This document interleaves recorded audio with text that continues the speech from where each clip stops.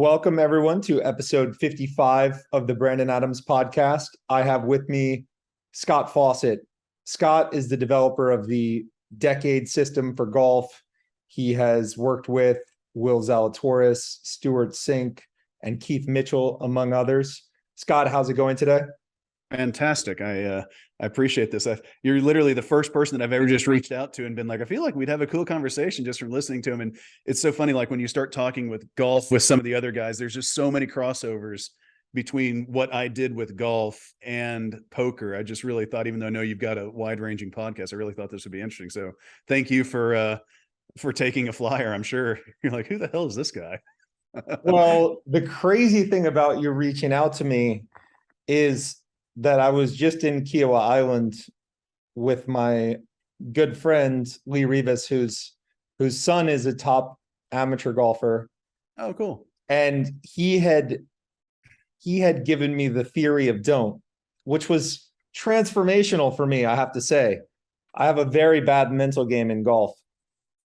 And it turns out that you developed the theory of don't, or at least. Did you ask him that by any chance? I was curious if it was or not. I did, because we played a round that was really the best that I've played in about 7 or 8 years. And during the round, he was tracking everything. It looked very intense. And I asked, it turns out it was the Decade system. That's hilarious. Yeah. And the theory of don't was a video that he had come upon in the Decade app. Yep. That's hilarious. I mean, well, again, there's so many things. If you think you're a lunatic on the golf course, trust me, I've got you times 1 billion plus aliens. Like I am the biggest lunatic on the planet. And so much of what I teach is just like picking into my brain and being like, what's all the dumb stuff that you think and remember thinking? It's honestly why I've entered a few more golf tournaments this year, just to play more live golf and just remember all of the stuff that you think. But what I try to get players to do is, if they're standing over a shot and they're just not quite committed, you don't have to back off the shot for that.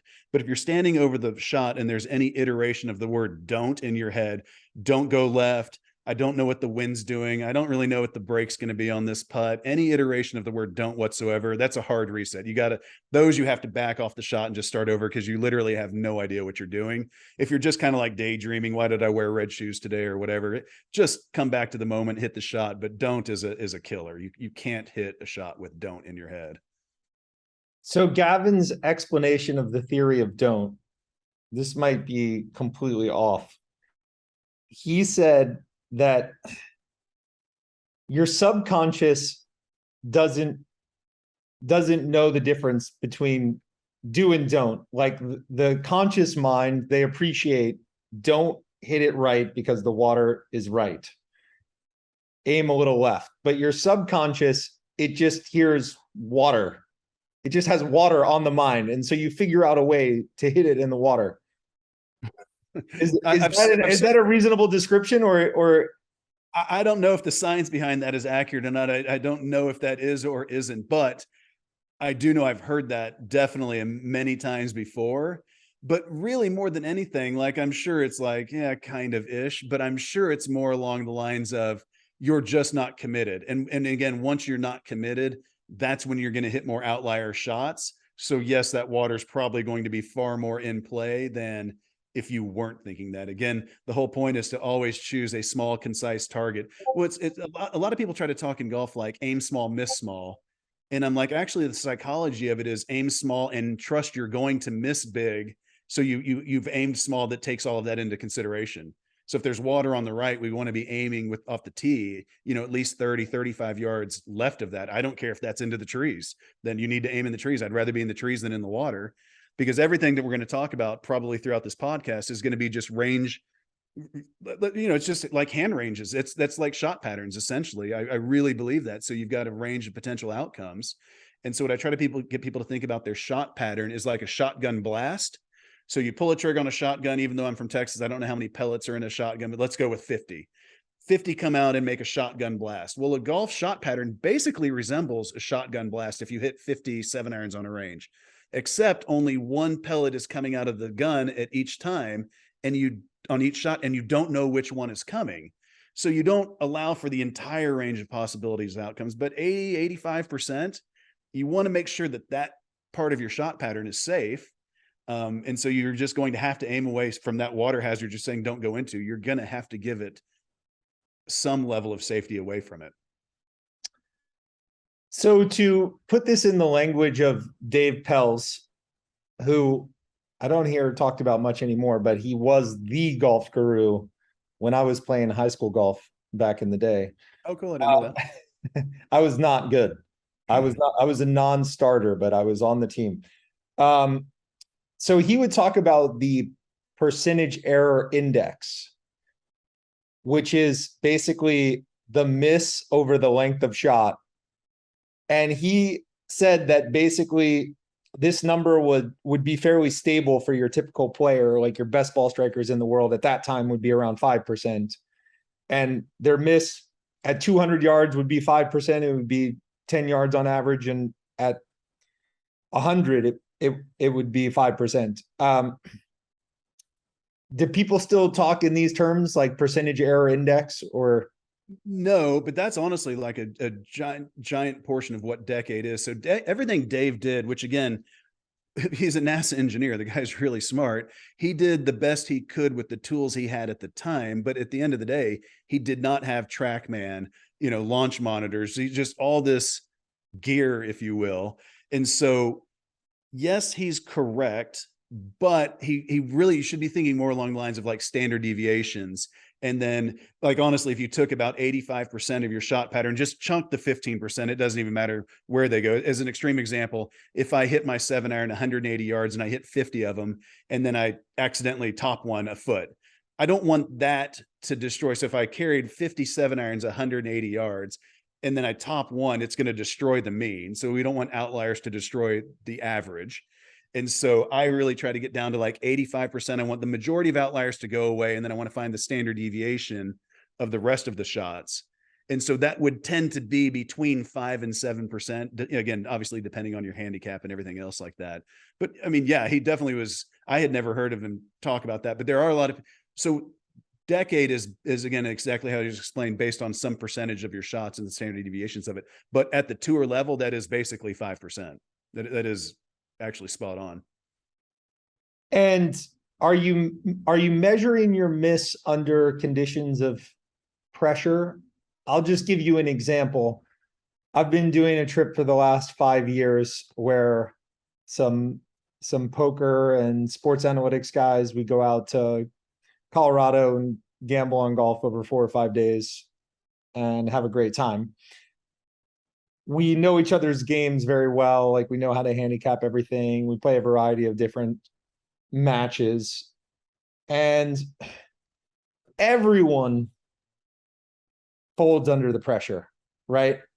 But what I find particularly irritating is that on the short game, I can be perfect in practice and then just utterly fall apart on the course, like completely unrecognizable. So my data, if we went out to the range and recorded it, would not be representative. How do you handle that problem? So I'm going to answer that by actually going into the Wayback Machine and giving you the background of Decade. And then I'll promise I'll answer that question at the end of it. So, I went to Texas A&M, studied math in a couple of different areas, went and played professional golf for 6 years, quit, got my amateur status back, started an electricity company, and then started playing a lot of poker, which is where I start learning about hand ranges. I start playing a lot better golf.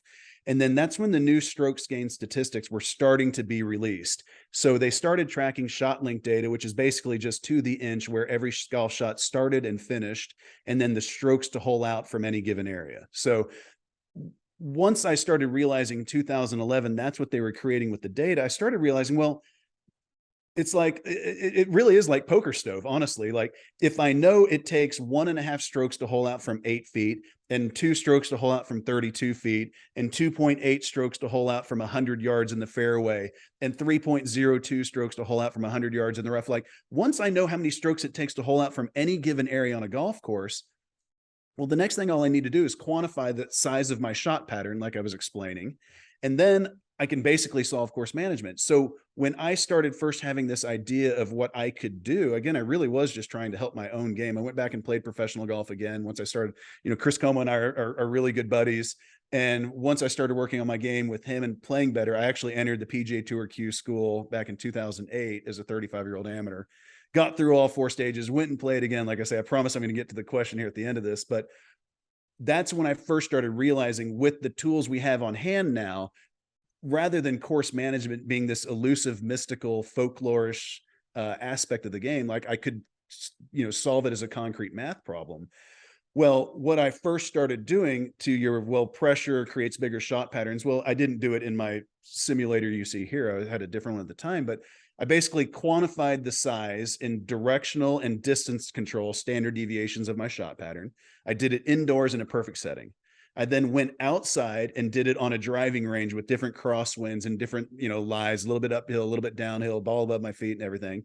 So my shot pattern standard deviations, making it up, went from 4 to 6 from that. Like I say, I'm just trying to use numbers. And then I went out on the course and I actually said, okay, I'm aiming on this number 1, I'm aiming this 7-iron at this point, and I missed it 6 feet short and right.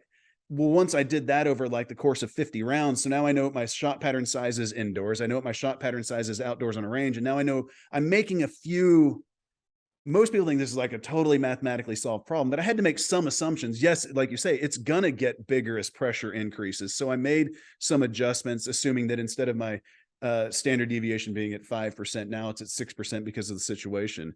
But then what's interesting with golf is it still is the pattern is still consistent. It's just getting larger, which actually, as bizarre as it sounds, doesn't change anything in the math. It would be like playing, this is probably a terrible analogy because I'm making this one up on the fly, but it would be like playing a game of poker with 20 decks instead of just one. Like the odds really wouldn't change that much of what cards coming next. Instead of the rule of 2 and 4, it's not like it would become the rule of 6 and 8 or something. Like it'd probably still be about the rule of 2 and 4 on the turn and flop, Right.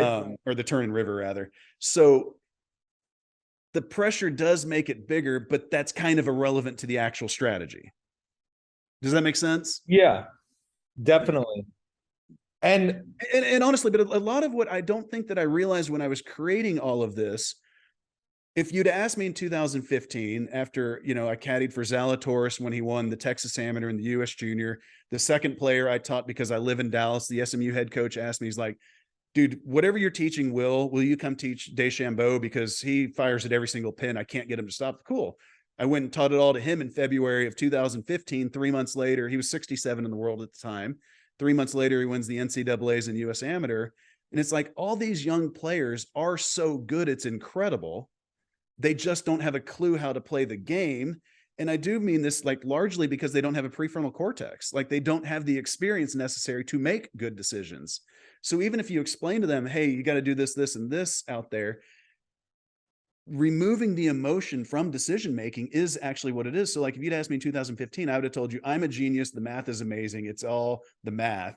And I realize now 7 years into teaching it, it's all the psychology of the dumb shit guys like you and me do constantly, and having a workaround for it. Like emotions can't help you make better decisions. And we're trying to work around those, because what I would be doing for you is, rather than saying, well, let's account for your larger pressure induced shot pattern, I'd say, let's work on how to not feel the effects of the pressure more than I would say, let's change our strategy.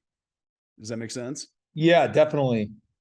Can I ask you a technical question about the system? Sure. So Mark Broadie, when he developed strokes gained, he is a finance professor, so he had in his mind the idea of benchmarking, and strokes gained is a benchmarked system where you're benchmarked against some population. From what most people are interested in, they like to see the benchmark of the PGA Tour players, and they want to know strokes gained putting and strokes gained approach for various PGA Tour players. Wouldn't do me any good to benchmark against the PGA Tour baseline. How do you handle the benchmarking problem for a different population of players? I would imagine that even the college population is just completely different than the PGA population, how do you develop benchmarking data for new populations? So initially, again, like I made it up. Well, so if a PGA Tour scoring average is 70, and we know these benchmarks to hole out from every single area, and I know that that's a +7 type handicap. So then your scratch is going to be 7 shots worse than that. It's pretty smooth between the 4 strokes gained categories. And I don't know what the percentages are off the top of my head, but like just there's strokes gained approach, strokes gained driving, strokes gained around the green, and strokes gained putting. It's not 25%, but I would just basically say, hey, you're 7 shots worse. We're going to take each one of the metrics up 25%. And really, I think I allocated it. I'm sure I could remember if I took a second, but I allocated it maybe like 10 or 12% to short game, 25% to putting, maybe 30% to driving, and the rest to approach play. Some variation right around there. Like I did just literally just kind of like, I bet this is right. And my intuition as a player who's got a decent math background, my intuitions have always pretty much been spot on. But so then once we created the Decade app, now I've got 20,000 members. So I've got, 400 college teams with 10 guys on each team. So I've got 3,000 or 4,000 college golfers a year entering rounds of 10 tournaments plus qualifiers. At this point now, I've solved that for what the numbers the benchmarks for in our app. I allow you, if you're comparing, you're tracking your own statistics. I give you different, you can compare against PGA Tour, LPGA Tour, because I've got 30 girls that have tracked their stats on the LPGA Tour, so I've made their benchmarks. College or WAGR, which is World Amateur Golf Rankings Top 100, top 25 college teams, scratch player, 5 handicap, 10 handicap. So I let you choose your peer group, but I do always just tell everybody, just compare against the PGA Tour. It's the most robust data set that we've got. It's for sure accurate as can be. I think my other ones are as well. But what you're really looking for in your own game improvement is strokes gained against Brandon. So all I really want you to do is see what you, even if you're -2 strokes gained putting against the PGA Tour, well, we've got a benchmark. Now I just need you to get better. The numbers are still just going to be a ratio, essentially proportionally the same. Makes It doesn't really matter. Makes sense. But the Decade system is mostly targeted for better golfers, the way it's been done so far. Is that correct? It for sure ish. So when well, again, back to the actual story, the genesis, if you will. So I went back and played professional golf 2009 through 2012 ish. Got my under status back again in 2013, and they first released the strokes gained putting in 2011, and actually wrote a thread on 2+2 in May of 2011 that was titled "Is Drive for Show, Putt for Dough Really True?" And it was just some extremely crude and terrible math, just using win rates, money list rates, and then strokes gained putting stats. Like that was it. That was all I could do. And I was like, man, the guys that putt the best don't actually do that well. I mean, on average, it's got to be something else. And I'm a guy who I drive the ball really well, don't putt very well, but I've still been able to be a pretty good golfer. So I'd always kind of intuitively thought something was wrong there. But then with that strokes gained putting was the first place that you could actually see it. So that's why I started this whole, like, now I'm going to really dig in once all of the strokes gained data sets started coming out. Well, I did it for my own game. I really just wanted to win the US Mid-Am at some point to play in the Masters. And I got a cortisone shot in my right elbow like 2 weeks before the Texas Amateur in 2014. And the doctor paralyzed my right hand.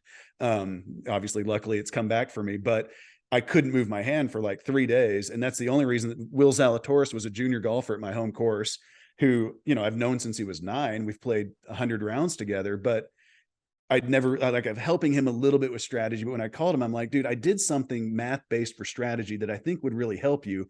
I can't play in the Texas Amateur now in 2 weeks. Let me caddy for you. And just, if you let me play you like a video game, you'll win. And this is because he's, as we all know now, he's an amazing ball striker. His putting's a little dicey, but based on my theory of what I was coming up with, we can hide that to some extent.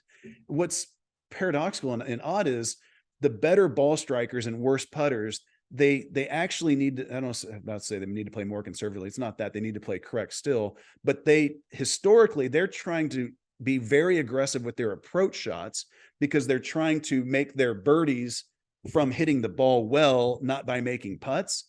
And it's actually the exact opposite of what they need to do. If anything, they could be technically a little bit more conservative than some people, because by them hitting as many greens in regulation as possible, they're eliminating 2 or 3 8 to 12 foot par putts a day, which the math on that is just very straightforward. That's like a shot and a half. So you can't try to make more birdies. You're trying to eliminate bogeys far more than anything in this game. In preparation for the podcast, I listened to a pod that you did 5 years ago where you said that Dustin Johnson's win at Riviera was the most impressive win that you had seen based on the Shotlink data. And you mentioned that he was on the correct side of the pin 82% of the time or something along these lines. Yeah. Which is suggestive of conservatism on his part, right? It is to some extent, for sure. The way that you can think of this is, if I told you on a driving range to take your 8-iron and hit it at the white flag, theoretically you should blanket that flag, 50% left, 50% right. You should blanket that flag left and right fairly well, centering your shot pattern over the flag. Well, now if all of a sudden we get out into the golf course and you've got an 8-iron and the pin is 4 yards from the left, if you blanket it 50%, well, you're going to miss the green to the short side an awful lot. You're going to miss the green left an awful lot. So what you're talking about there is, again, this is something you have to do by hand. But if I take where the golf hole is, most people think of short side as being, I missed the green short sided. But for the metric you're talking about, if he hit it to 1 foot from the hole, but it was on the short side of the flag, I would consider that short sided. And I think you're probably right. It was in that 82% of the time. It was at least 75 to 80% of the time his ball finished on the correct side, the fat side of the pin, which would just mean if the pin is 4 from the left, his ball finished at least 1 inch to the right of the hole, all the way up to off the green right. But that's where most people think that these guys are playing super aggressive out there. And it's like, well, if they are, then that means they're aiming directly at the flag, which means that short side ratio should just be 50-50 because they're blanketing the flag. You can't eliminate one side of your shot pattern just because you're trying to. Like, you still have a shot pattern. And so you are centering that. If this microphone is the hole, if I'm centering my shot pattern directly over the hole, that's 50-50. But if it's skewed towards the middle, 80-20, it kind of implies you're aiming right of the hole. Definitely makes sense. Now, if I'm playing with the decade system is, it knows the course map essentially, and it's telling me exactly where to aim. Is that correct? I subscribe to the theory of, I'd rather teach a man to fish than give him a fish. I could create, a watch-based app that kind of does it for you, but unless I know exactly where the pin is, it's an unsolvable problem. Because if the pin is on the left side of the green and there's nothing but fairway run up or light rough, it can't spit out the same target if the pin was on the right side of the green and there's a lake right. So the golf is very unique because it's the only sport in the world that's not played on a uniform field of competition. Like, every basketball court's the same, every football field's the same, every baseball field is basically the same. Sure, we've got different porches, but there's essentially the bones are the same. Golf, I mean, no 2 holes are the same. Like, even the replica courses, this is number 13 at Augusta here in Texas. Like, no, it's not even close. I see what you're trying to do, but it's not even close. So it's just a sport that, yes, there are other apps out there that are trying to say, like, we've got AI powered strategy advice. It's like, well, it doesn't work. So I teach you how to do that yourself in 2-3 seconds tops. If you're really playing tournament golf, then yes, we need to go through the course and the satellites ahead of time. Obviously, I know you play a lot of golf out at TPC Summerlin. Your tee shot's going to be different, whether you're playing number 10 or number 18, like where your target is. It's going to be different relative to the middle of the fairway. And so I teach you what things, rather than it just being abstract and you just kind of winging it, I teach you exactly what questions to ask of each hole to then solve the problem for yourself. But then exactly what you're asking on approach shots, I give you an exact way to find that optimal target. And it is by using basically a percentage of the length of the shot. So if you're a professional level golfer, it's going to be 5% of the length of the shot is where our targeting is going to start from. all the way up to, if you're I don't expect a guy that shoots 95 to go through the effort of doing this, but someone who's shooting in the 80s, that number might be 8 or 9% that we would have them using. And so what you really find is that, as a concrete example, if we're 160 yards in the fairway, 5% of 160 is 8 yards. You can't aim less than 8 yards from any edge of the green, front, left, right, but you always start, or back, but you always start off the side of the green that the pin is located next to. So if the pin is 4 yards from the left edge of the green and you're 160, I can't have you aiming less than 8 yards from the edge of the green. So you need to be aiming at least 4 yards right of that pin. And by aim, I simply mean center of your shot pattern. So I need you centering your shot pattern 4 yards right of that pin. And then that's, if you think about it, again, that back to Dustin Johnson, controlling that shot pattern. Think back to DJ, that's exactly what he was doing, is he's aiming, like by definition, he's aiming slightly away from that hole. That makes sense. Now, if you look at the way pros are playing courses that they've played for a long time, they've trended towards more aggression. So let's take TPC Sawgrass, for example. There's the drivable par 4 on the back 9, whatever it is, 14, 15, 12.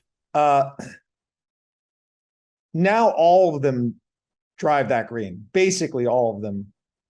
And they never did before. Is it because they're better golfers, or because the analytics suggest that this is just a better way to go? The analytics. The easier example of that is number 10 at Riviera.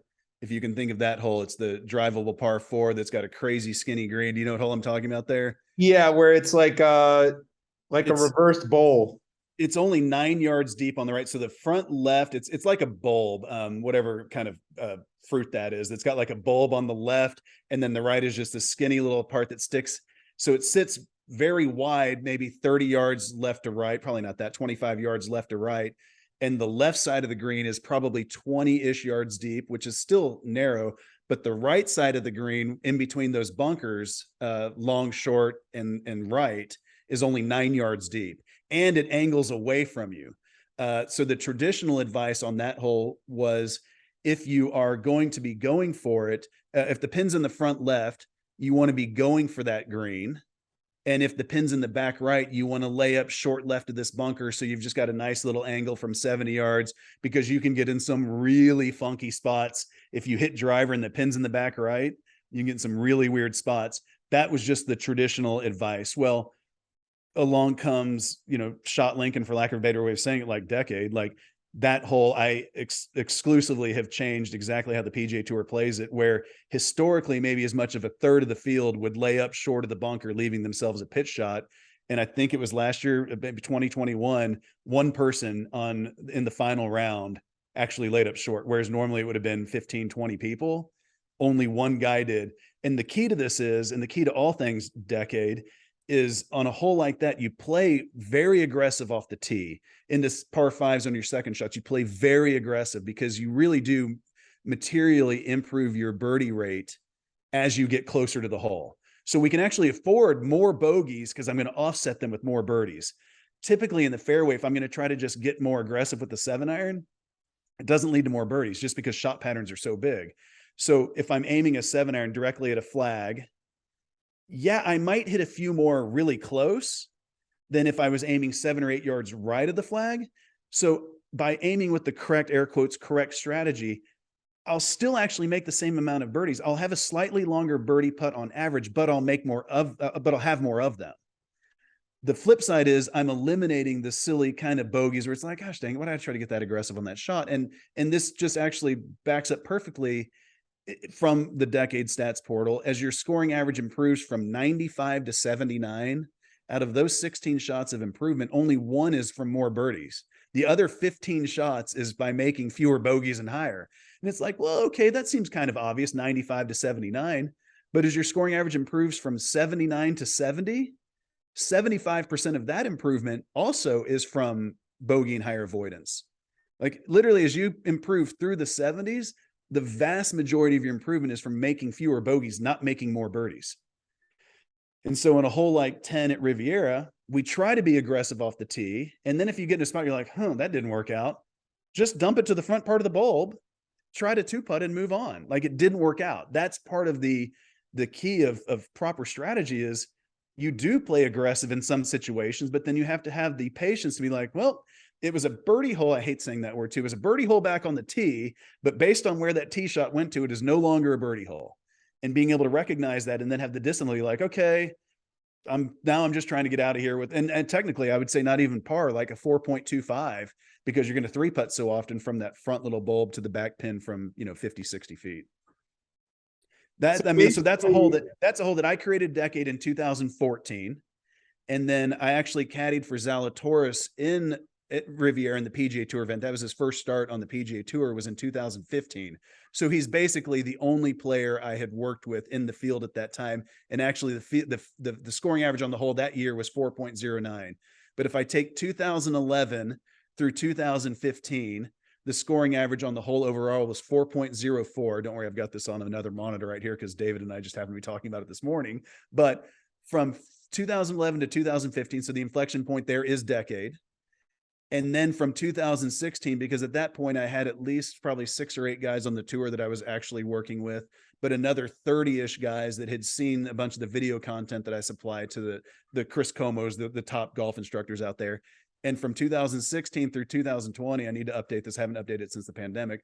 The scoring average dropped from 4.04 to 3.89 in those subsequent, 5 years. The 5 years leading in, 4.04, data analytics revolution takes over. And like 0.15 doesn't sound like that much, but if you take, it's like you have to annualize a return in the stock market. I got to annualize that to 18 holes. So if I take 0.15 and multiply it times 18, that's 2.7 shots. The leader in strokes gained total last year was 2.1 shots. The equivalent improvement they have made on that hole pre and post data is better than the number one player in the world gains overall, just on that one hole. So when you're thinking about a short par 4, like number 10 at Riviera, the cost benefit is actually that you should take a lot of risk to try to get on the green because you're likely to two putt if you find the green. But the cost benefit for, say, taking a 7-iron in the middle of the fairway is never really there if you have to go to a dangerous pin, because you don't make a lot of 6 and 9 foot putts anyway. So why take a lot of risk? But so that's exactly, bring on the risk of the 3 putt or worse. It's really only once you start getting inside of like 20 or 30 yards that you can confidently start feeling like I can get this inside of 8 feet. And I always refer to 8 feet because it's the inflection point where 8 feet on the PGA Tour is where they average 1.5 putts to hole out. So it's basically a coin flip. So if you can start to think like somewhat spatially with me, 3 feet on tour is basically 100% make rate. So they average 1 stroke, 1.01 strokes technically from 3 feet. They average 1.5 strokes from 8 feet. So you lose your first half shot of value in the first 5 feet. You then don't lose the next half shot of value. They average 2 putts to hole out from 32 feet. So you lose the first half shot of value from 3 to 8 feet. It then takes 8 to 32 feet to lose the next half shot of value. And if you can think of like just a circle and how little area an 8 foot or a 16 foot circle, an 8 foot radius would be then versus a 32 foot or 64 foot, 32 foot radius, like you're just going to hit. It's just hard to hit it inside of 8 feet. And I'm not saying I'd rather you be 20 feet than 25 feet, but at the end of the day, like you average 1.93 putts from 25 feet, 1.88 from 20. I don't really care. Now, the difference in 8 feet and 3 feet is a half a shot, which there's just so many little exact incidences like that. Like I've got Mark Broadie's page, what do we got here? Page 85 from the book, just laminated because I refer to it constantly. From 80 yards in the fairway on tour, they averaged 2.75 shots to hole out. From 120 yards in the fairway, they averaged 2.85. So that 40 yards, I mean, it matters, but it's only a tenth of a shot. It's not that big of a deal. I would have thought I would way rather be 80 than 120. Like at the end of the day, not really. But 20 to 40 yards, so now we're only talking a 2 foot delta, goes from 2.4 to 2.6. So the 20 to 40 yards is 0.2 of a shot. The 80 to 120 is only 1/10 of a shot. So the closer we can get it is by far again, within reason and whatever other caveat I probably need to throw in on that, but closer is by far better, which is where you see, just everybody hitting driver everywhere on tour now. And it drives everyone on social media crazy. That's why. That's why when DeChambeau, I literally texted Como, Bryson, it's not like he had a 9-shot lead entering the final round, but just by watching at the US Open that he won at Winged Foot, just by watching the early play and realizing how hard it was playing, and just kind of knowing, what, nobody is going to shoot low today. And Bryson, because of just shipping it up there as far as he possibly can every single time, I literally text him before he teed off on one. Whoever's in the group in front of him lost their ball left, I believe, on number one. Within the group or two in front of him, lost a ball over there. And I texted him, I was like, he is 100% winning this golf tournament today, and it might get ugly.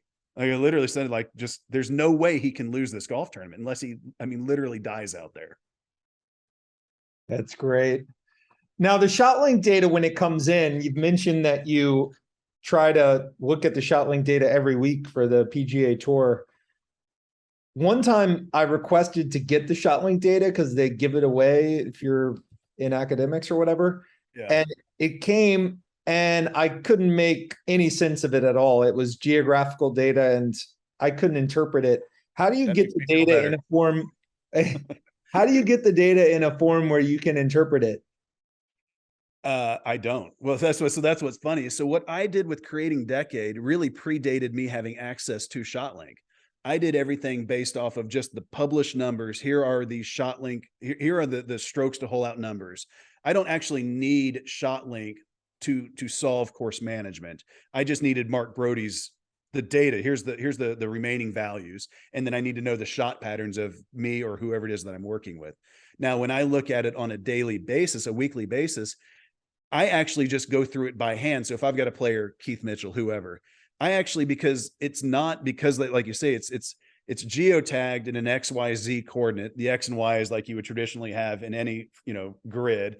And then the Z is actually elevation. So I know if we've got a putt from, I hope that listeners can follow this, but if I've got a 10-foot putt and to the right of my ball is a coordinate of 1, and to the left of my ball is a coordinate of -1 in the Z, I know it slopes from right to left. So you can actually make a 3D topographical map of the greens from that XYZ data.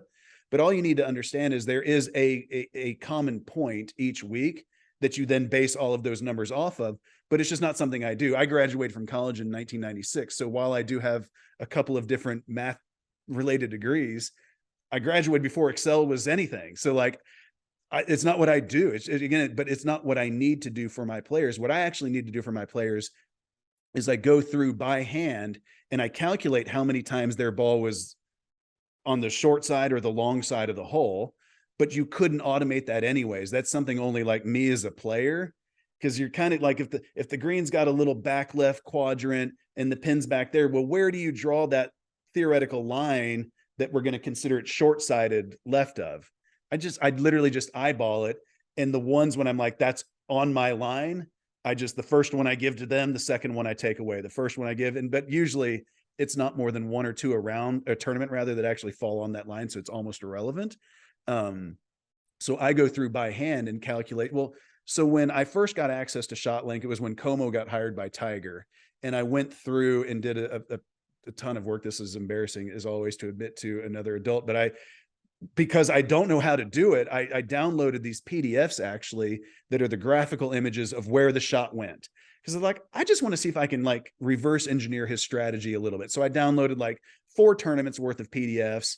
And I just kind of went through them. Like, if you hit a ball on TrackMan, just one shot on a launch monitor, I really have no idea where you were aiming technically. You will just see like on a scatter plot, 1 shot, and then you hit a second. And then by the time you've hit 20, I can kind of tell what your shot pattern is and where you were theoretically aiming. When Tiger hits a shot from 160 yards in the fairway, 21 feet short left of the hole, I don't know where he was actually aiming that. I know where the ball went. But by the time I look at, and this is the embarrassing part, I went through, once I got started looking at 4 tournaments worth, I was like, dude, I really think I can do something very cool here. And then just because I wasn't necessarily in the best marriage at the time and I was just staying in my office as much as physically possible, I was like, screw it, I'm going to reverse engineer his whole strategy. And I took 6 months going through 3 years of his entire seasons. I went through 20,000 of his shots by hand plotting where they went to reverse engineer his strategy. And it basically perfectly mirrors decade. Like the guy actually played with near perfect strategy. When I say near perfect, that's only because I'm trying to leave the door open for the fact that it wasn't. I can't differentiate anything from what he did than from what the math of decade says. Like the guy literally played with mathematically perfect strategy. And I have no idea how. Maybe it wouldn't have been his coaches at the time, right? He would have just had an intuitive sense for that, most likely. I actually always did think so. I was at the probably 2015 or 2017 PGA, the merchandising convention, and they have their Hall of Fame instructors induction every year. And I was sitting there in the audience with one of my best friends, a guy named Grant Masson, who's the head pro at St. Louis Country Club now, that I used to travel with playing professional golf. And we're sitting there and it's Butch Harmon and David Ledbetter and Chuck Cook and Mike Adams.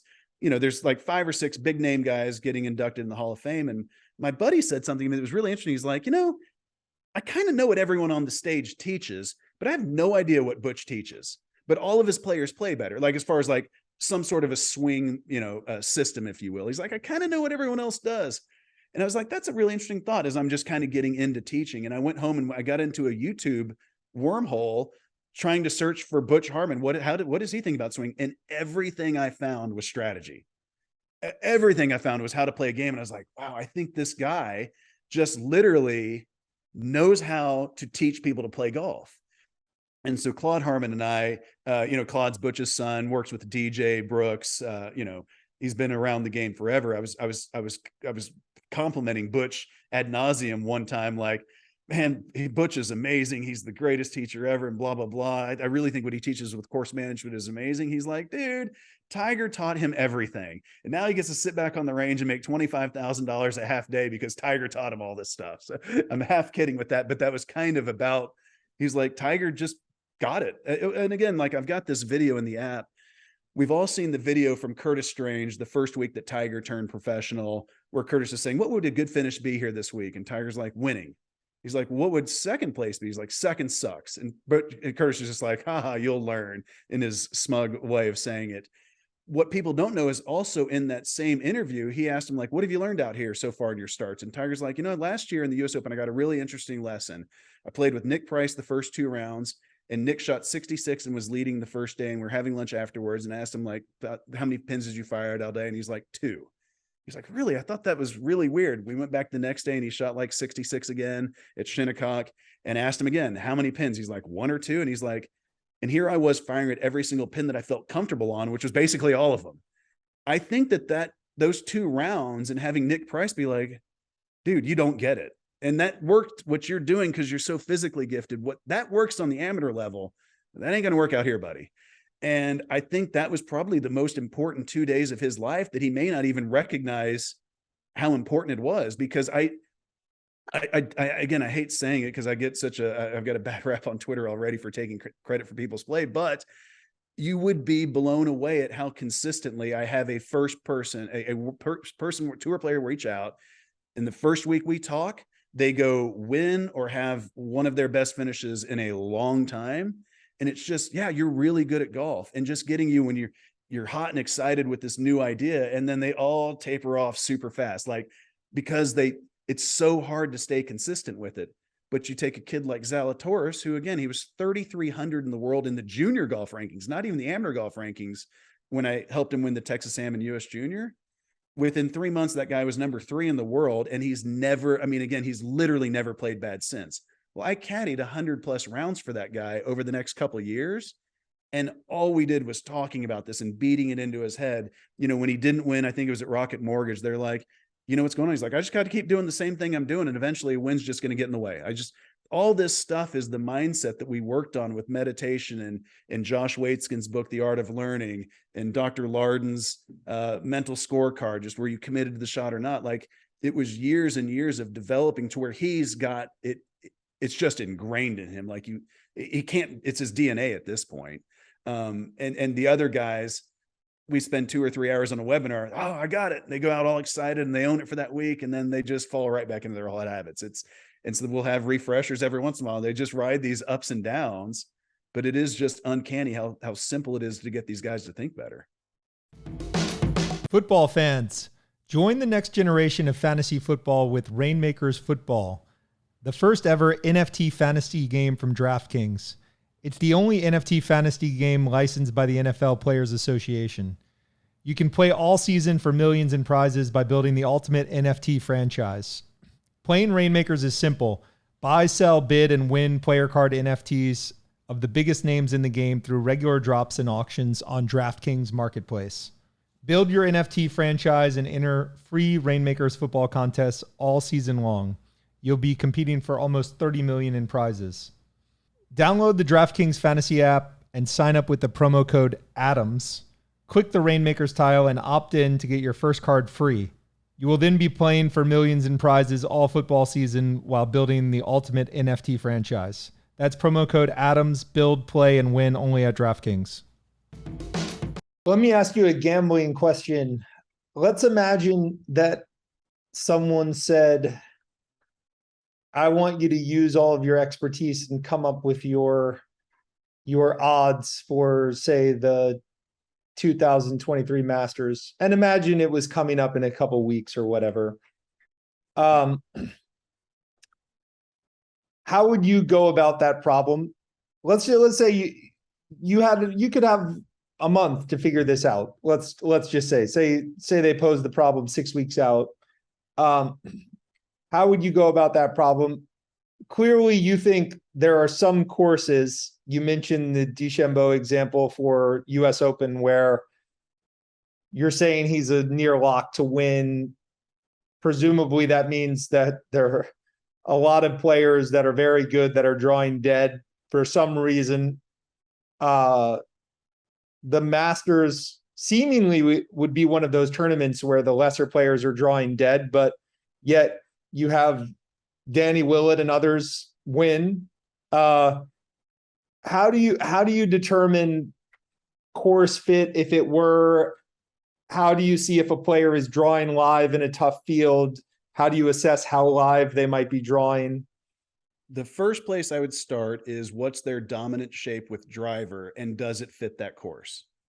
So a couple of years ago, and I should remember this, like, again, I've just worked with too many guys, so my stories start getting lost, but I'm going to name 2 names. So it's at least one of these 2. It was either Hudson Swafford or Harris English. I really can't, I feel like it was Hudson, but he's playing on a medical exemption. He's got 3 starts, and the next 2 weeks, if he played well, he could get into the FedEx Cup playoff still, or take and wait until the next season. Like, don't burn that. You only get so many starts. Don't burn your second start on whatever the course was. Like, that just course doesn't fit you. Like, wait for the other one. Cause the only thing we really want to do first and foremost is keep our card.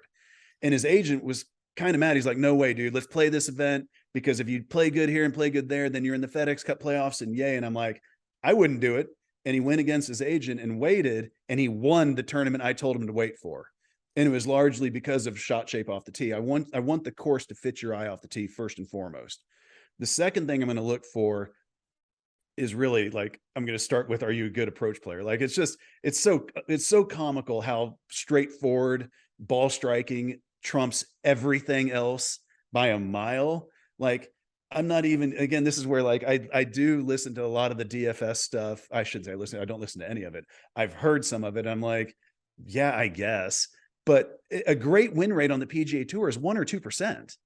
Like, and you're going to try to pick that guy. It's pulling the ace of spades out of a deck. Like, good luck with that. But there are certain courses that are going to fit certain plays, ball shapes. So Augusta National is right to left. Now, does that mean that if you fade it like Zalatoris or DJ or Brooks, we should go start trying to play a draw that week? Hell no. That's when you start taking your 3-wood and you let it be your draw shape off the tee. But that's why the Masters predominantly has been won by lefties. If you hit the ball hard, on average, it's definitely better to fade it, whether you're on the lefty or righty. It's just easier because path is exiting left at speed. It's just easier to keep that going and hold the face right of it. Just path is exiting left because the ball's up in your stance. So path wants to be left. Does that make sense? Yeah. It's going to then, if I got the face left of that, it's called a snap hook. If I can keep the face right of it, I'm hitting a hammered cut.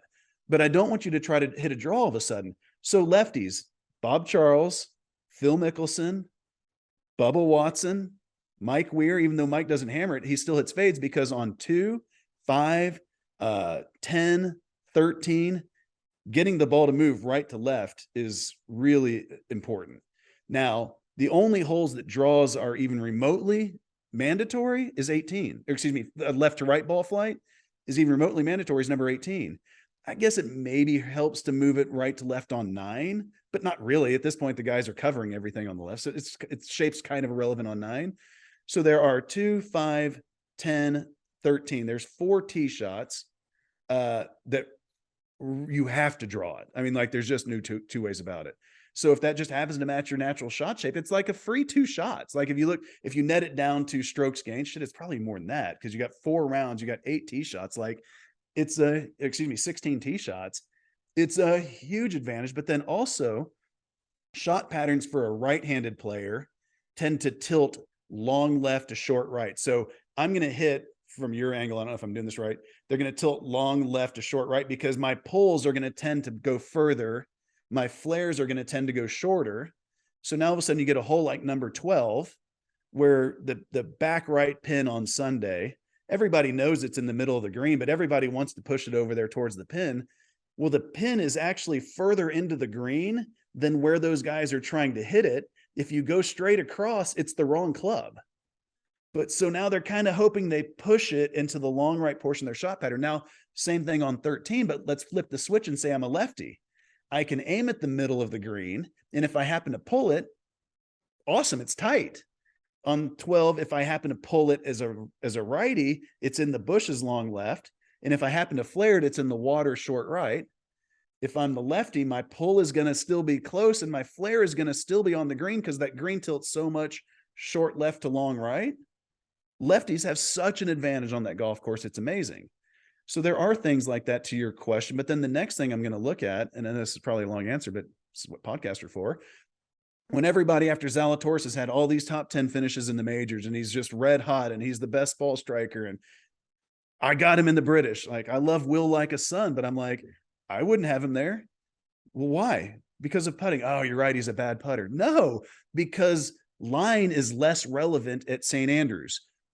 Any British Open, the greens are huge and flat. His skill is speed control, which is why at Augusta, he can use these huge breaks and he's got great speed control. His line control is the problem. Well, in the British, you don't have as much undulation and the greens aren't as fast because if it happens to be blowing 40 one day, we've got a problem. So that course is for putting. Your line is more important. I should say that your line is more important than an average weekly basis compared to your speed. Whereas a US Open, an Augusta National, even a PGA Championship, your speed control is by far more important than your line control. I mean, like, I can't overemphasize that. Then I'll get a cynical guy be like, what if you hit it 90 degrees offline? I'm like, well, then you're not trying. But like, given you're actually trying to hit your line in degrees offline, your speed is far more important to whether or not you make a putt with any break from outside 8 feet than your line is, which is really bizarre to say. So how would you determine a player who was like drawing dead in the field? Of course, in the Masters, you've got some bad players in the field, but just among the set of good players. I wouldn't say anyone is, hardly ever. Yeah. I mean, I would say these guys, and it's going to be like, hey, the guys that bomb it, which is, again, what's funny is they're the guys that hit it the furthest. Like people act like, I hate saying bomb and gouge. People act like this distance thing. Distance is a problem. Like, who are the greatest players of all time? Nicklaus, Woods, Miller, Tom Watson, Fred Couples, they all bomb it. Jim Furyk's really the only guy that kind of bunts it, that is an all-time great, but also Jim, well, it's funny. If you look back to when he shot 58, like what a round of golf, if you actually go into the Shotlink images, exactly again, what I was talking about with the ball finishing towards the fat side of the green, his ball finished on the fat side of the pin 14 out of the 18 times that day. Now, it finished really close to the pin, but it still shows he was aiming towards the middle of the green mostly. He's still playing with proper strategy, he just had a little bit of variance where the ball just finished in the correct part of his shot pattern a little bit more than usual, but he still was hitting it in the correct spots and then making putts. Like, so Furyk has understood for a long time how to play the game like correctly. And then also as a guy who bunts it, there is one advantage to bunting it, is you get to hit driver on every hole. So there might be 3 or 4 times a day where everyone else is dropping back to 3 when hitting at 270 and he's still hitting at 290 or 95. So he's always known to hit driver everywhere physically possible. And then weight out variance. But even still, like, I don't know what his win rate is. We were just looking at this earlier. I bet it's, I mean, again, here's a good question. What do you think? Jim Furyk, he's second on the all-time PGA Tour money list. As a percentage, what do you think his win rate is? Just as a guess. I don't know. I would guess 1 in 65. He's played in 635 events and he's won 17. It's 2.6%. Okay. So Pretty good better than guess. I would have guessed. That's pretty. There's a that's pretty ballpark, but I mean, solid. like, he's literally second on the all-time money list and he wins 2.5% of the time. Yeah. You just don't win in golf. I mean, it sucks. Tiger was at 22% for his career, but literally the fact that the second best player in the history of the game is at 2.6%, it truly boggles my mind at 71.5 million. That doesn't even make sense that he's the second No best player in the history of the tour. Like, that seems crazy. But this is why I get, like, maybe it was funny because when I sent you that email, I was like, well, we'll see if he Googles and finds Faxengate. He's like, no, I'm not having him on. But I get into an argument with Brad Faxon about stuff. And it just always comes back to this idea of putting and winning is hard. And again, Zalatoris is my guy. And so I do defend him probably a little bit. But like Jim Furyk's first 5 years on tour, all they could talk about was for this guy to have any longevity at all out here, he's going to have to fix a swing. And it took about 5 years before they're like, you know what? He kind of stripes it every year. Maybe it works. Zalatoris' putting stroke, I get it. It ain't pretty, but at the end of the day, it's extremely functional. He actually was dead on zero. He was dead tour average last year, even as the numbers have it. So he's an average tour putter. There's at least 100 guys you should be talking about as putting before him. But in that total strokes gained number, they don't have where he finished 5th at the WGC match play, where he finished 4th or whatever it was at the Masters. His alternate round where he shot 61 at Palm Springs when he finished 2nd or 3rd. Like, there's a number of rounds because they don't have Shotlink set up on every course. There's a number of rounds that I know what his strokes gained putting was from getting the data from him. If you bring those into his overall number, he's like 30th on tour this year. So it's like, I get it. It's not pretty, but also at the end of the day, because the guy has impeccable speed control, it's fine. I just want the announcers to shut up because he's my buddy. And I want him to be able to watch the replay of him finishing 2nd at the Masters. I want him to be able to watch his win in Memphis on TV. And everyone's like, well, just have him put it on mute.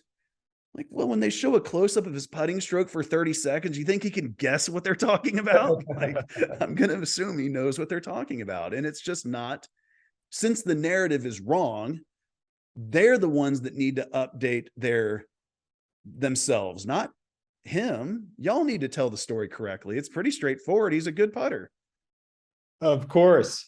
Yeah, the truth is, when you emailed me, I did the Google search, and then I talked with my friend Lee, and he's like, you'd be an idiot not to have him on. This guy knows more about golf than anyone. So of course I got back with you and said, well, let's do it. Perfect. And everyone can sympathize with the little Twitter tilt. Let's be honest. In the poker days, well, you used to have poker chat tilt. Oh my God.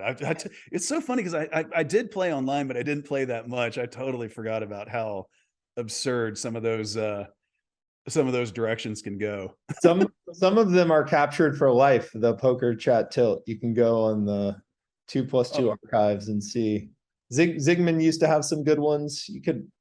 There's a thread in the golf forum, me and a guy named Nelson, where I was saying that a double breaking putt is easier to make than a straight putt from 60 feet. He's like, that's the dumbest thing I've ever heard.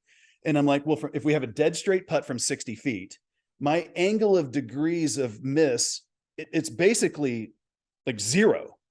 And I have to have pretty damn good speed on it.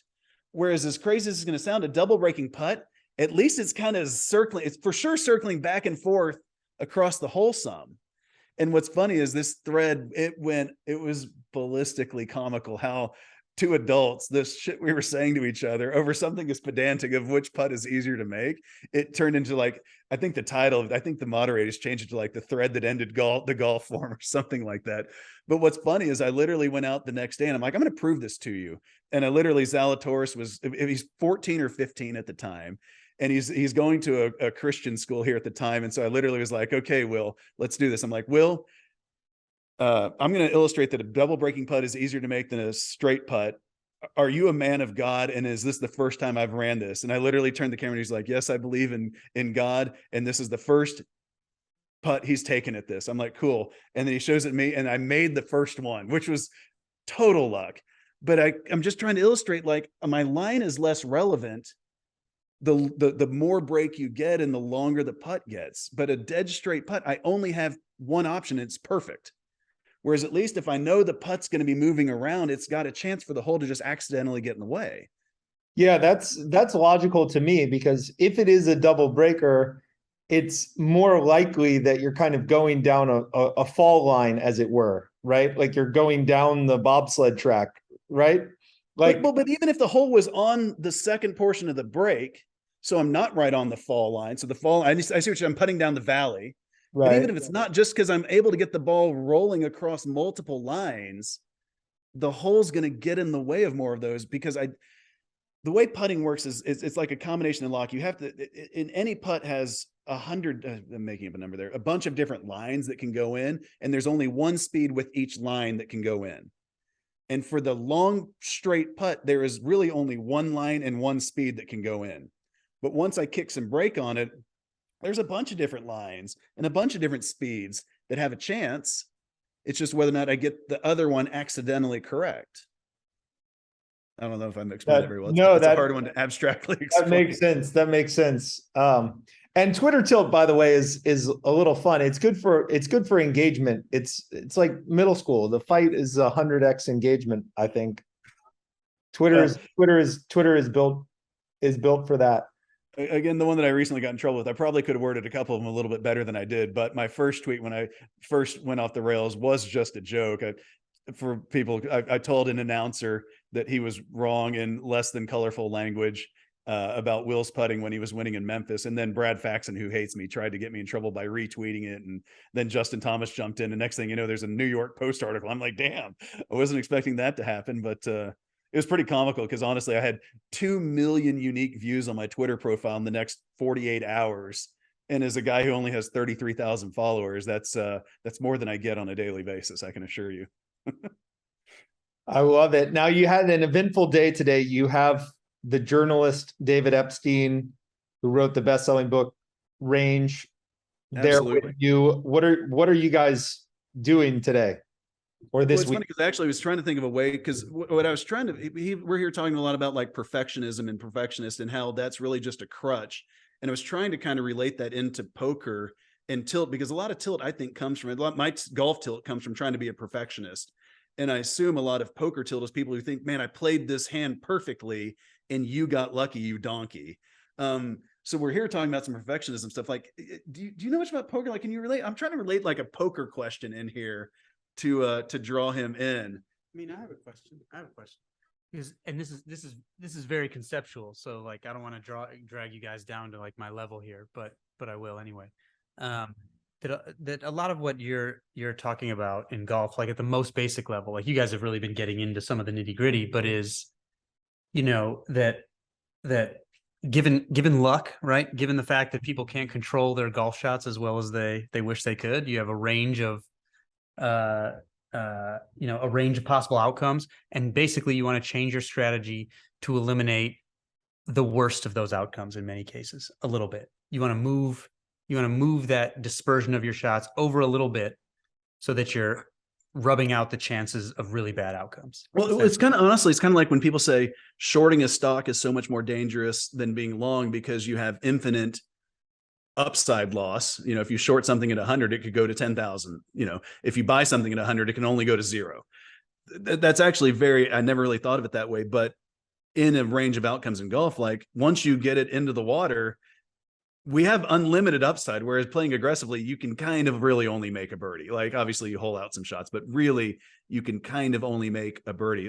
Actually, I didn't see if the guy made it or not. Some guy apparently shot 74 last week in the final stage of Q School with a 13. He apparently just got stuck on a tee box and hit it into the water like 4 or 5 times and then played 2 under from there. So this guy shot 74 in Q School with a 13. So you've got unlimited negative upside and really limited good side to it. Right. Okay. So if the conceptual idea is that you have this range of possible outcomes, it's not under your control to the degree that you wish it were, even for the best players in the world, right? They have a broad shot dispersion. You shift that a little bit to eliminate those worst outcomes. If I was saying, well, is poker the same? Then my hypothesis that I'd want to test would be basically you have hands with a range of possible outcomes. You want to shift a little bit away from the worst ones. Do the best players, say, fold more than amateur players? Do pro players fold more? I don't know. If this part of poker is like that part of golf, then my hypothesis would be that the best players, that pros fold more than amateurs. Yeah, and there's a lot to that, right? Like if I'm teaching an amateur player, I will usually give them very straightforward advice. Play quite tight, play positional, and it will generally help them because poker is a game where you're trying to navigate asymmetries. You know that there are real danger mines out there where you could be way behind in a spot. Mm-hmm. Like for instance, it's queen 8 deuce on the flop and you have a middling hand like, well, let's say you have a fairly strong hand like king queen. You're always navigating the possibility that your opponent might have a set of deuces. They might have you drawing to runner. And in those asymmetries, there is a cost benefit. Like if you are going to make an aggressive action, you have this very severe cost, which is you could get it in drawing to runner. And you're trading that up against the idea that you have a very small benefit, which is you might have a small lead over a drawing hand or something along these lines. So there is a lot of merit to playing the conservative side of this cost benefit.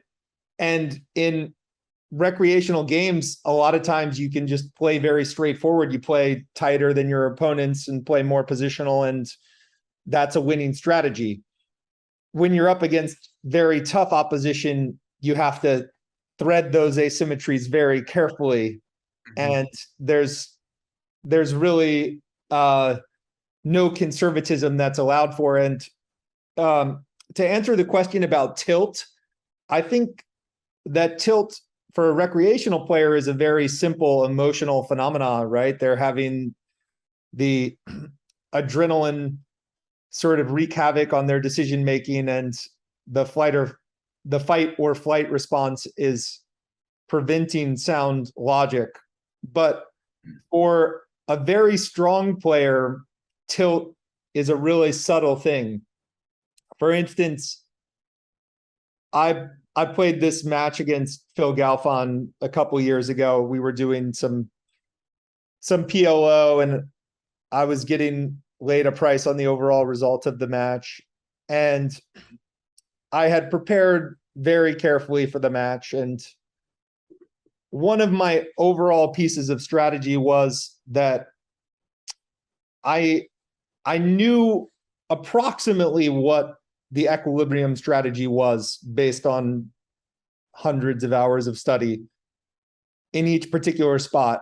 And I had a belief that Phil, he knows where these spots are better than I do, but his comfort zone is actually on the tighter side of these spots. And it was my belief that to win strategically, I could never go to his comfort zone. I could never be on the tighter side of these frequencies, these correct frequencies. And if anything, because he would tend to be on the tight side, I would do better erring just a tad on the looser side of the correct frequencies. So I knew that I would be in trouble strategically in the match if I got quite tight relative to the optimal frequencies, because then I would be perfectly in his comfort zone. And the way it went down was the first day he had a big winning day. Then the second day I had a big winning day. And going into the third day, it was relatively closely contested contest. And early in that day, I lost a big pot in unlucky fashion. And what it caused me to do was be a tad more conservative than I wanted to be.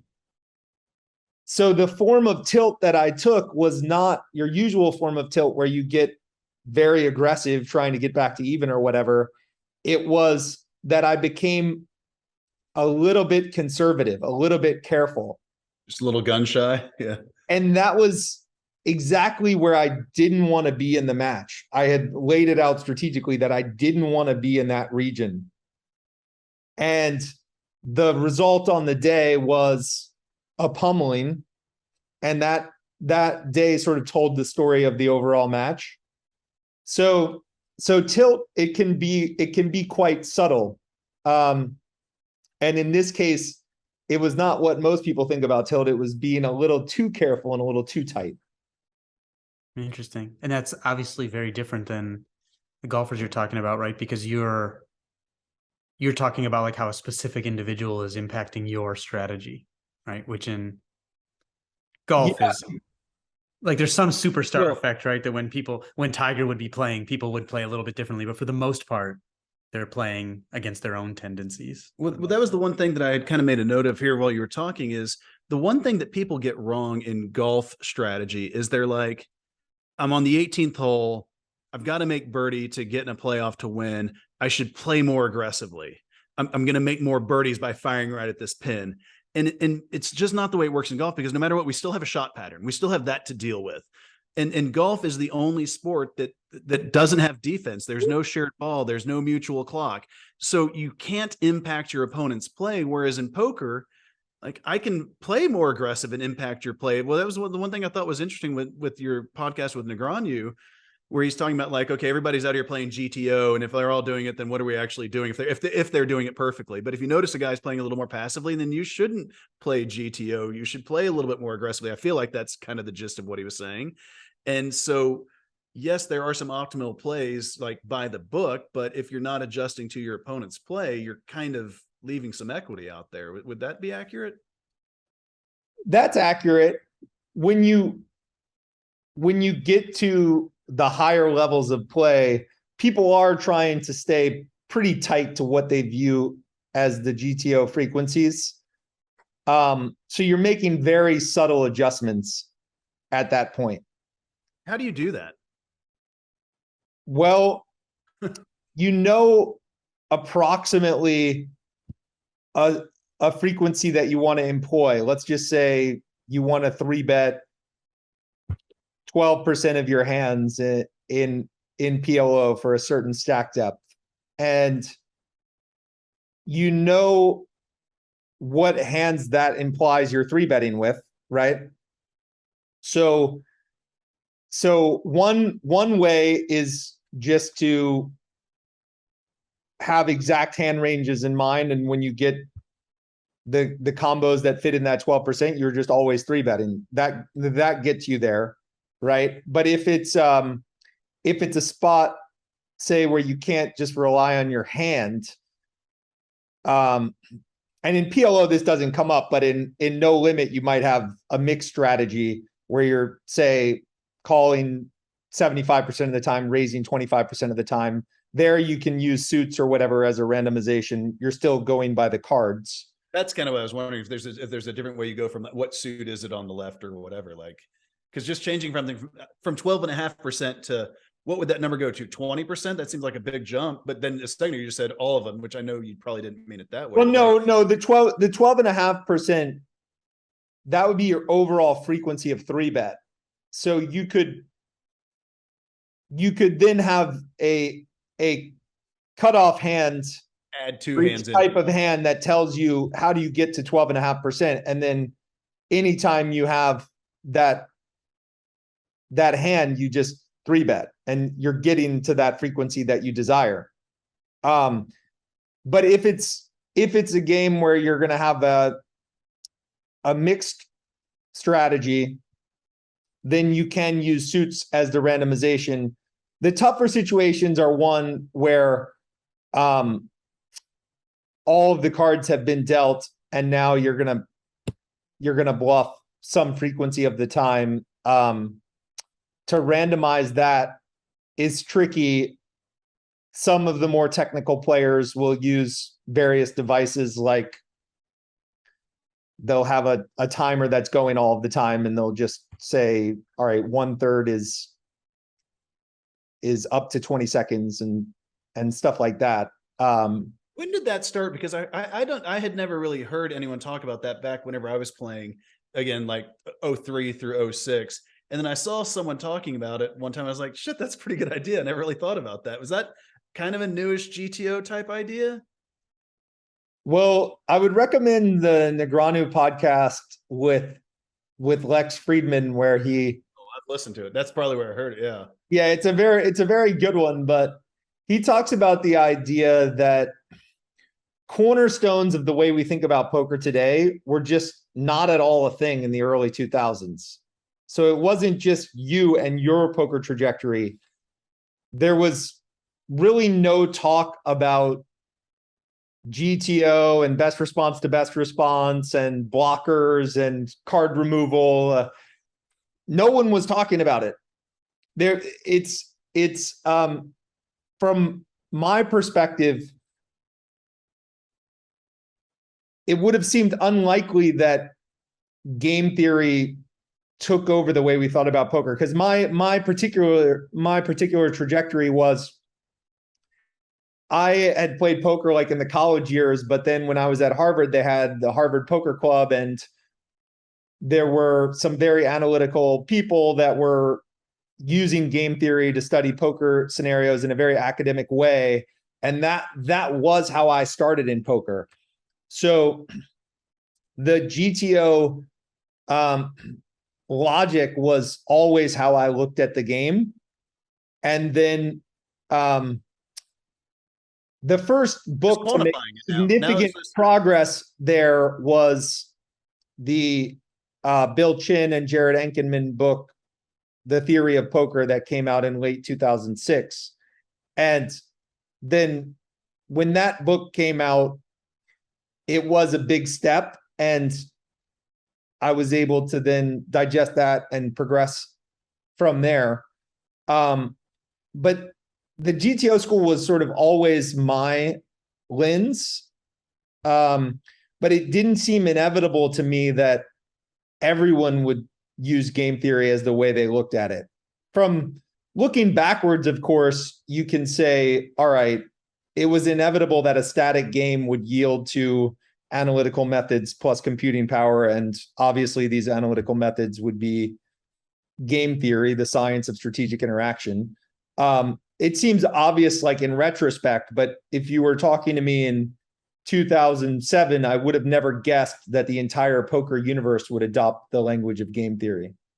Well, it's funny because as you were saying that, that's almost what I was thinking about with Tiger. Probably has to be looking at, like, I know I play with better strategy than everyone. And then, like, with all due arrogance, like, I came along and wrote the book on, well, here's how you do that quite simply. You know, use, if it's a heart on the left, now we've got 25% randomization. Like, as silly as that sounds, like, it's just such a good idea. Like, I want to be doing this 25% of the time. Like, well, what's my left card? Cool.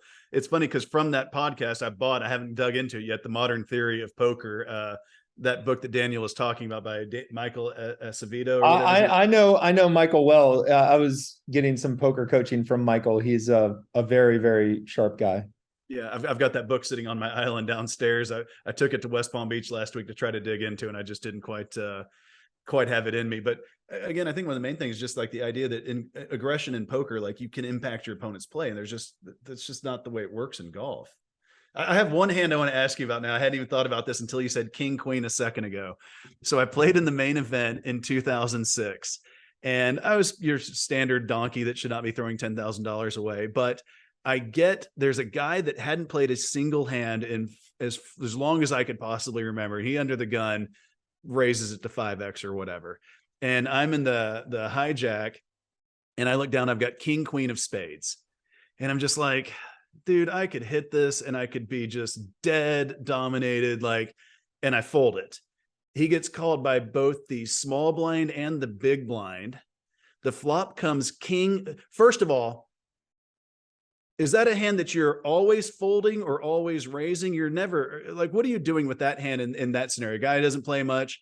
He raises pretty big, 5x the big blind. You look down at king, queen in the hijack. What are you doing there, first of all? Fold.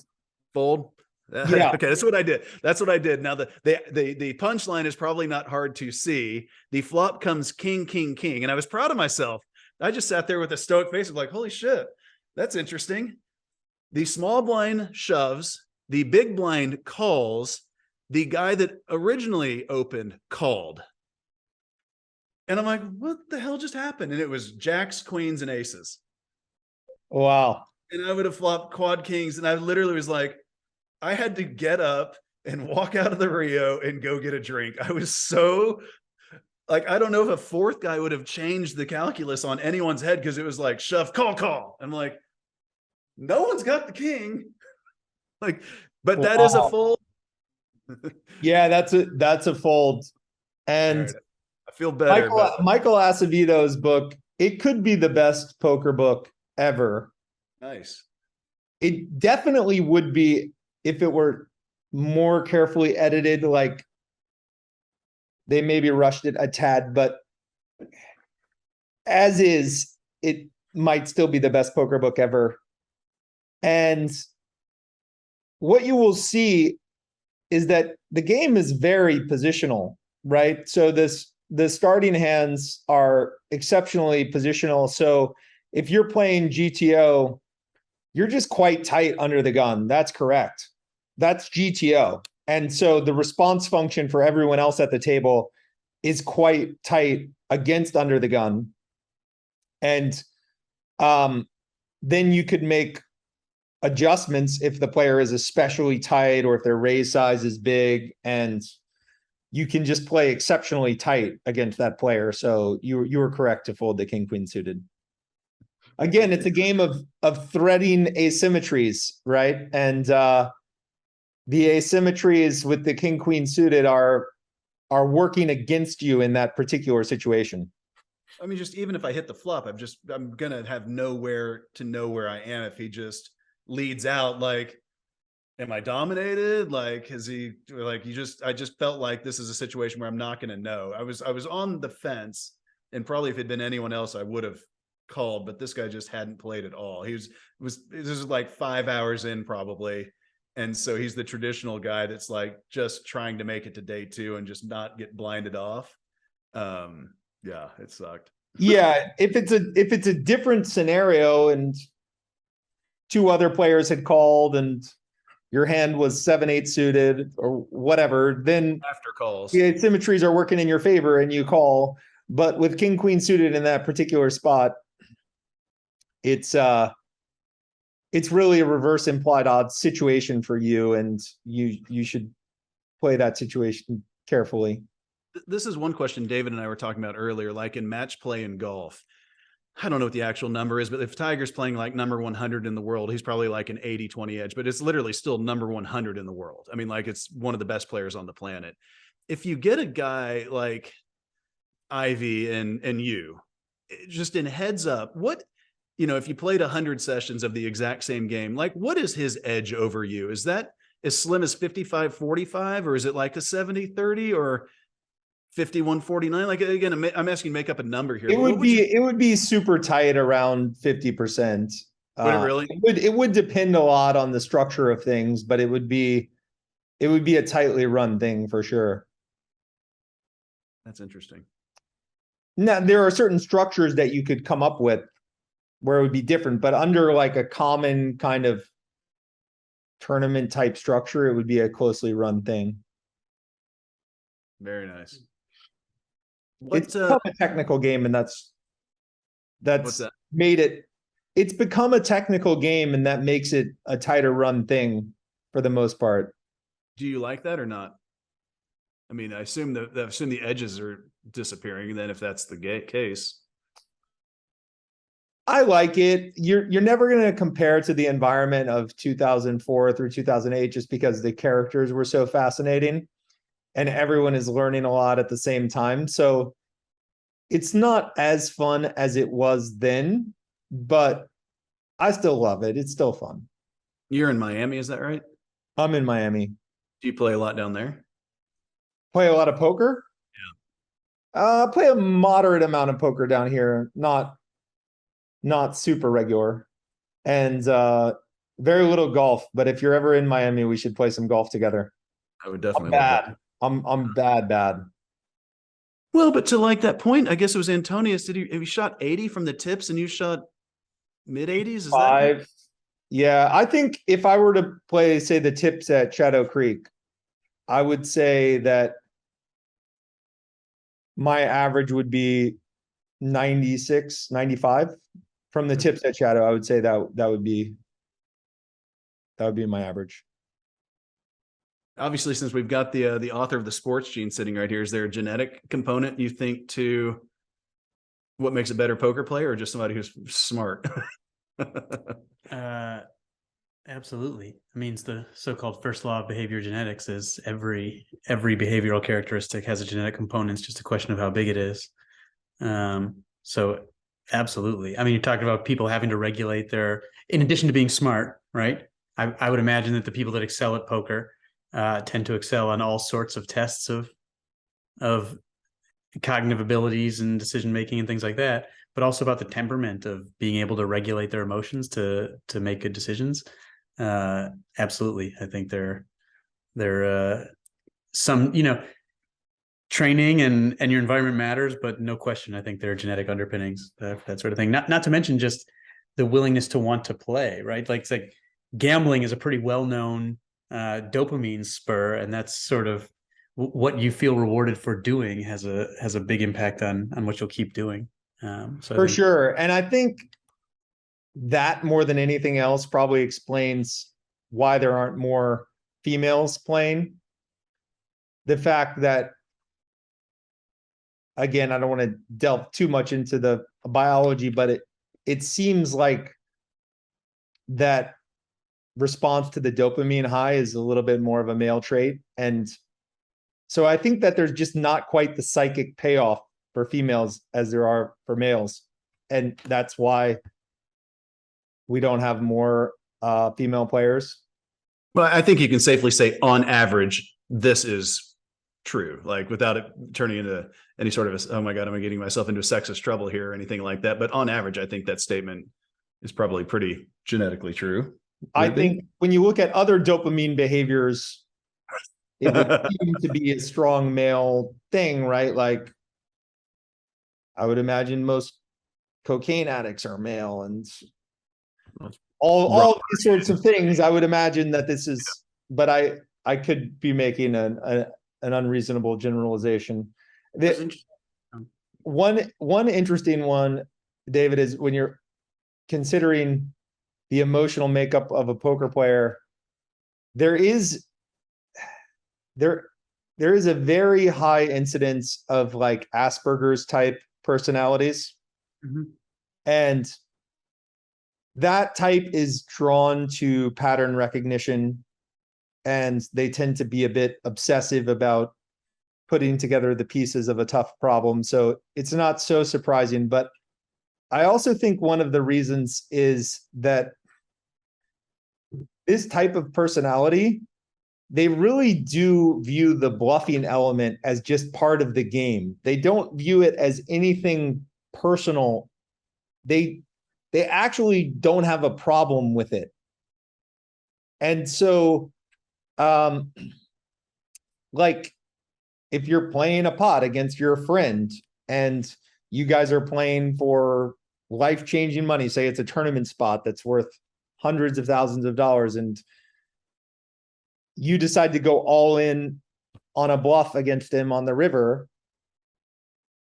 For this type of personality that maybe is a little bit spectrumish or what have you, they are more inclined to see it as like nothing personal. It's just part of the game. It's just my bluffing frequency is supposed to be 33%, and this just happens to be the time I go for it. Like, just very analytical. Yeah, you guys should go take the, Sacha Baron Cohen, the comedian. His cousin Simon Baron Cohen is like one of the world's experts in autism. Oh, really? And he has a sort of survey you can take online. He has this theory that there's sort of a spectrum from empathizer to systematizer in sort of how your personality is. Are you more sort of feeling or are you more sort of analytical oriented, like more systematizer? Like, do you collect things and categorize things and look at train schedules, or are you much more sort of go by intuitive feeling for the world? And you can take the quiz and see if you're far systematizer or empathizer, and there's tons of overlap between men and women, but generally women score a little more on the empathizer and men a little more on the systematizer. But people with autism, he characterizes as the extreme version of the systematizer brain, basically, and that autism affects boys and men quite a bit more than girls and women. And my expectation would be that the really good poker players would probably be shifted to the systematizer end a little bit compared to the general population. But I'd be interested to see you two guys, take the quiz and see if you're systematizers or empathizers. My hypothesis would be not only are you systematizers, probably a little bit shifted that direction, even compared to guys in general. Yeah, I would definitely think so. I play tennis and I'm not talented at all. I've gotten pretty far based on hard work. I'm a very good adult player based on hard work, but I'm not talented. And for tennis and other sports, I've always had the view that you could construct a sports IQ that would give you the underlying talent factor, as it were. And it sounds like, David, you're very much of this view, but it would be things like visual acuity and reaction speed and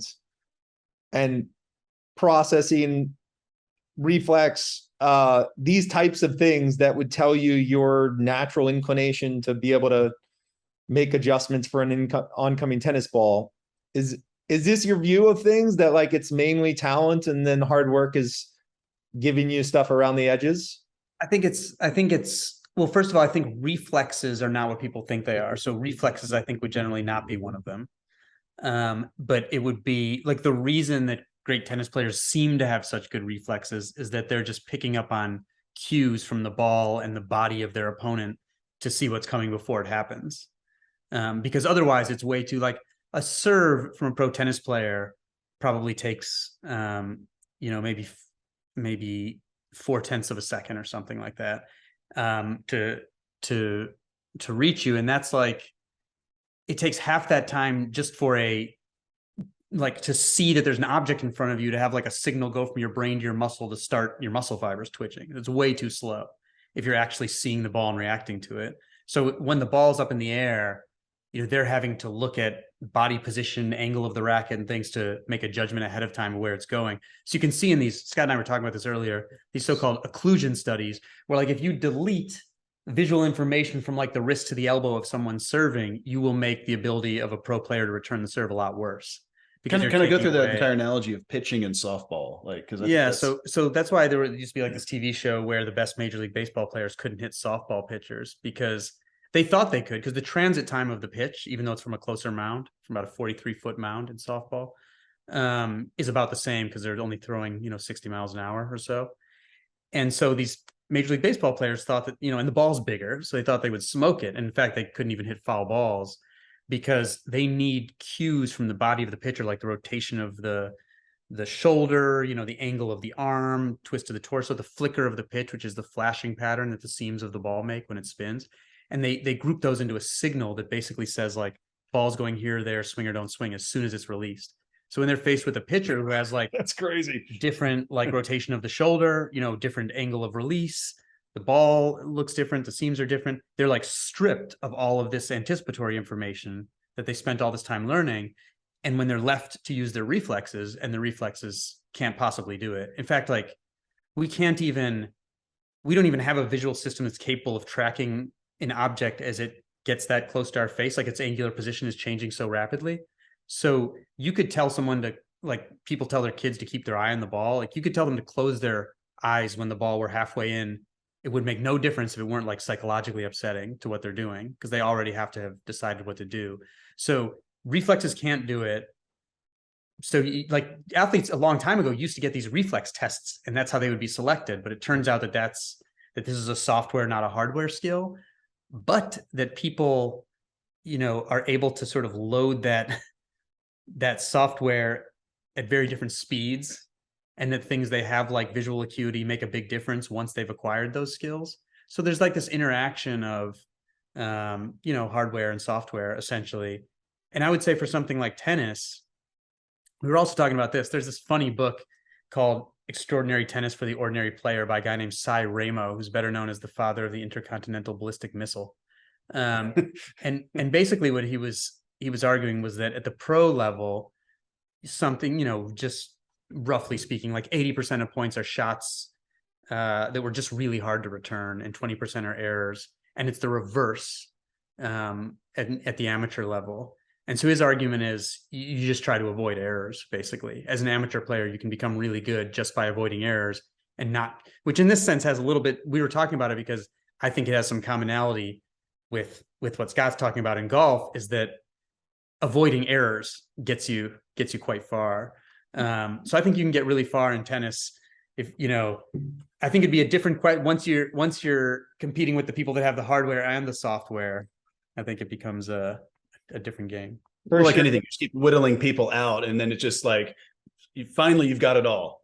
Like we're done whittling out people with all of these different skills. And it's changes you can even see in the physiology. So like when racket heads got bigger and material got more flexible, the heights of players changed very quickly because suddenly the power game became a lot more important. So you can see this sort of hardware aspect in sports all over the place. So women's players especially got like much taller compared to the general population of women, because as those rackets allowed the power game to be a bigger deal, and you didn't have to run around the court as much, right? Because you didn't have to hit the ball as square. It literally changes the physiology of the players who succeed. There are examples of this all over sports. Like the most dramatic one is probably when Dick Fosbury first started jumping backwards over the high jump bar. And you curl, and the reason this works is because his center of mass is in the middle of the donut, basically. So it can actually go under the bar while he goes over. Over the next 2 Olympic cycles, the average height of an Olympic high jumper. Say that again, because I never really understood the physics of what's going on there. So when you're jumping like this, he's curling. You have to get the center mass curling over the bar. No, the center of mass can go under. No, that's what I'm saying. If you're jumping this way, right, but right. that way. But if he curls, his center of mass is there, and it can actually pass under the bar while his body goes over the bar. And so all of a sudden, there's a big premium on starting with a higher center of mass. And so over the next 2 Olympic cycles, the average height of a high jumper in the Olympics went up like 5 inches or something, because suddenly just starting with a higher center of mass became a bigger deal. There's this stuff like I just never would have thought the center of mass actually went under the bar. That's nuts. So while you're going over it. Yeah, it's very like simple from a physics perspective, but of course it took a guy like doing it, and then people in retrospect being like, well, of course that makes sense, but it was just him screwing around. But there's all these like interesting, these Australian scientists like cataloged all these interesting like body changes that occur in sports as strategy and equipment changes to change who is then optimal for the sport. I need to do the decade system for tennis. I'll tell the bad players to just aim for the tee at the service box. And there you go. Well, I have to go. I have a hard stop at 5. Okay. I'm deeply appreciative for this time. This has been fantastic. Thank you so much. Appreciate it. Nice meeting you, Brandon. I hope we can do this again sometime. Love to.